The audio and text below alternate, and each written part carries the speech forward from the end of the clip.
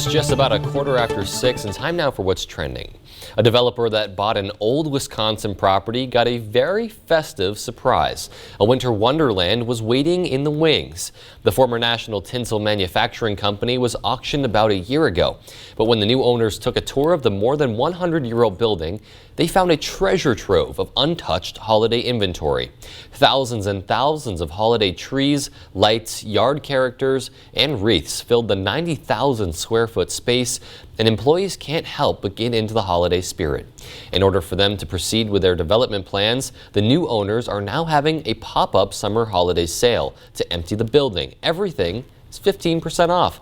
That's pretty neat. So Devin, I don't know, what would your reaction be? Let's say we were in a position to buy a warehouse for our business, and you walk in and it's just a winter wonderland. I think you'd have a great time there, huh? Oh yeah, I mean, it's one of those things, at least personally for me, I mean, Christmas decorations, especially the lights and the trees, this always puts a smile on your face. I always just enjoy it, especially here in the Northwoods. You get all that snow on the ground, and it gets pretty deep here in the Northwoods. We get all that lights reflecting off of the snow. It gets really beautiful up here, and that's definitely a good taste of that right there. Devin, I know that you like getting in the Christmas spirit because your Christmas tree was up until, what was it, July, June of this year? I think it was March, okay. Okay, well maybe I'm stretching a little bit, but I remember the last time I came over, it was, or maybe a couple times ago, it was still there. So it was one of those things where I was kind of very procrastinating. Oh, I know. But it's nice to have. It's a good little decoration. It is nice, and this is one of the perks of fake trees. There's no hurry to take them down. This is true. At least until it gets ridiculous. And I think when I did take it down,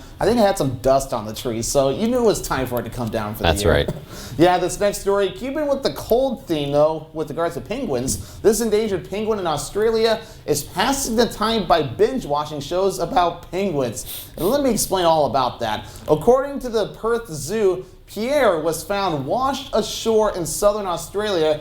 He's now in recovery at the zoo, and since he's the only rockhopper penguin there, employees let him watch shows about penguins on an iPad so he doesn't get lonely. I love that. His favorite is an animated show about a family of penguins called Pingu. I hope I'm saying that right. And he also enjoys documentaries about penguins and penguin live streams from other zoos. The zoo is working with its international colleagues so Pierre can find a new place to recover and hopefully make some new real-life rockhopper friends. That's just really cool in general. I mean, penguins, I'm not a big expert on penguins, and I don't know how smart they are, but they must be smart if they can understand what's being shown on an iPad. Oh yeah, penguins are great. I love seeing them at zoos anytime I'm able to visit. But no, they're incredible. I hope they were able to show the March of the Penguins. That was a very good movie. But yeah, I mean, I can only imagine how odd that must be for that creature to see that. And look at that, the animated penguins too.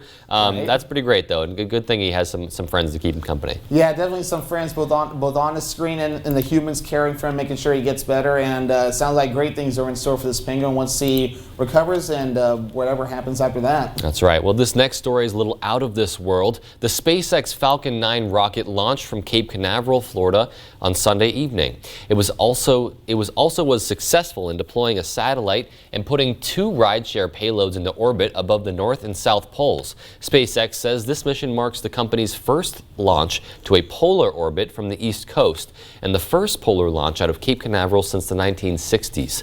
The mission marked SpaceX's 100th launch since its very first back in 2006.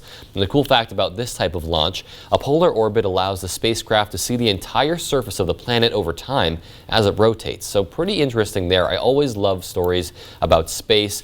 There's just so much information out there that we just don't understand yet. So it's always so cool to learn more about what's out there in the great beyond. Yeah, astronomy is so cool, and I know I know weather nerds like me are always into that stuff too. Especially when we had the new satellite imageries that were launching in space that provides all of the satellite images that you see in our graphics. I mean, for a little bit, we only got images every 15 to 30 minutes. Now it can be every 1 to 5 minutes. So how neat is that?